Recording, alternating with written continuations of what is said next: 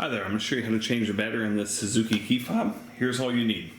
A flat tip screwdriver, about this size is, I think, the best. And then also you need your replacement battery. This takes one 2032 battery. You can get these on Amazon, they're not expensive at all. There's a link below in the description that will take you straight to Amazon. You can get what you need. Okay, so first order of business, you want to remove this actual physical key. So this comes down like that and slides out. Now at this point, there's a little notch right here.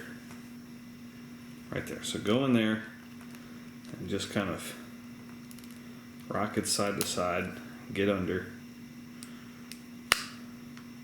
It's not wanting to cooperate here. You don't want to be too rough because the circuit board is right underneath this, so definitely be gentle with it.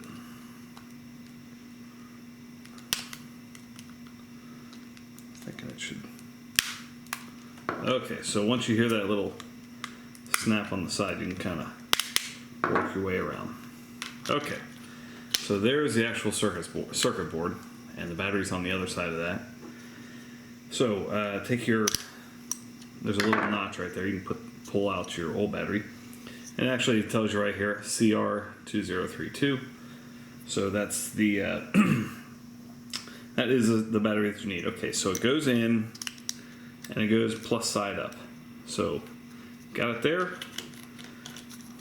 snap that back together, and then you can,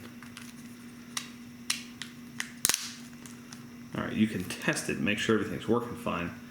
Press this, and it's pretty dim. There's a little red light there. All right, and that's all you need to know. Thanks so much for watching. Make sure you hit that thumbs up button.